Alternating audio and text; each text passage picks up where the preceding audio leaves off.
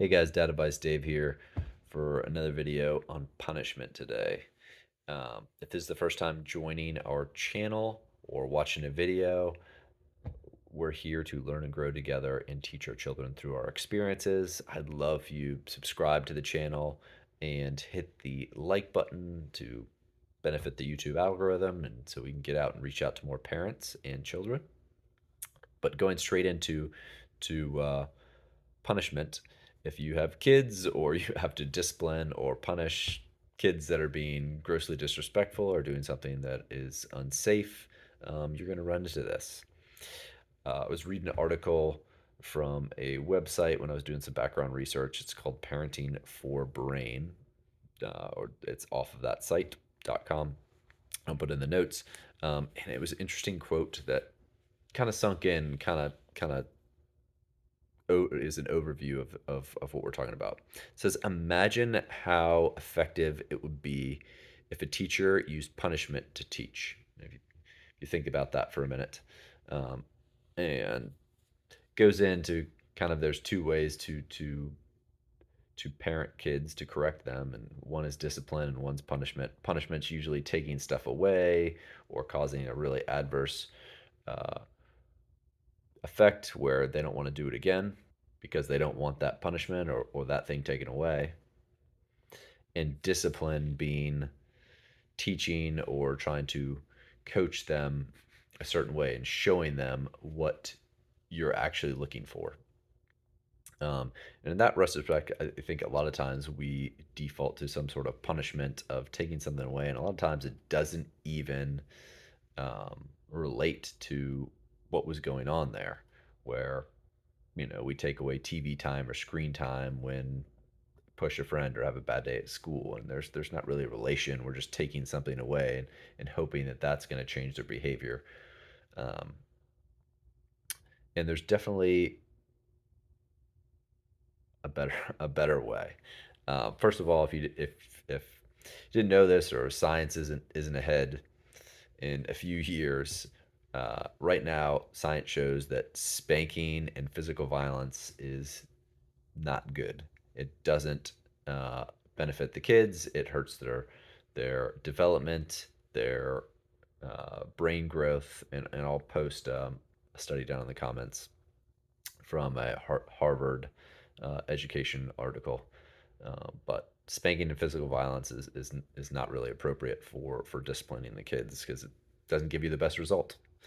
Um, but if we're going just straight into uh, well, what's the best thing for discipline? The first would probably be modeling. You always want to be modeling what you want your kids to be doing or to act. This is very monkey see, monkey do. Um, Throughout my parenting, I get super proud of when I see our kids doing the same exact stuff that I'm doing, and they want to emulate us at least when they're young. So modeling whatever behavior we want them to have or what we want their characteristics to emulate, um, modeling it and showing them how we want this. And one thing that I always runs through my mind is somebody gets pushed on a soccer field or plane, and our immediately thought process is, and this is just an example, to go and kind of verbally chat with the person that was the assaulter and not go straight to the victim and straight to the person that was shoved and ask them if they're okay. And what are we really wanting to teach our kids? We're wanting to teach them empathy and making sure that they understand that pushing a friend is not okay and that we need to check to see if our friend's hurt right away. And that's what we want to be teaching, not necessarily the, hey, what you did was wrong, you shouldn't be doing it, yada yada yada. We want to model it first. We can also address whatever it is afterwards with our child, but modeling how we want them to do if somebody else gets pushed, how we want them to act, so they can see it and they can recreate it and they know what it looks like.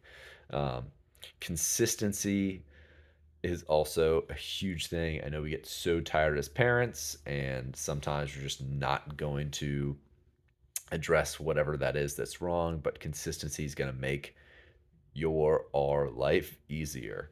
Um, so just whatever it is, always reinforcing that same rule. And even if you're super tired, at the end of the day, it's going to help out a ton. Um, Timeouts. I mean, I was researching some timeouts, and timeouts can totally be used. Just you need to be careful with timeouts that they're not used inappropriately, used for a gross amount of time, and used kind of maliciously. And I know listening to a Janet Lansbury podcast, I would assume a while ago, timeouts are more used for when your child can't emotionally regulate and they just need time to take out. And what we're teaching there, the discipline of that is, hey, when we're just not feeling good, sometimes we just need to take a time out for ourselves.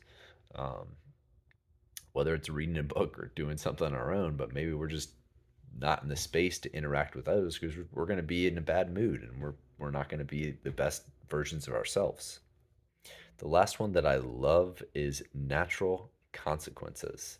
And we usually struggle with this, but I'm going to give you a few examples here.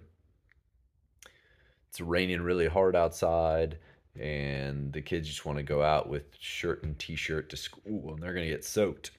And we push as parents to, hey, you got to get your coat, you got to get your raincoat, or it's freezing and they're wearing shorts. It's snowing outside and they want to wear shorts and no shoes and a tank top. And they're saying, "No, this is what I'm going to wear. This is what I'm wear, Dad."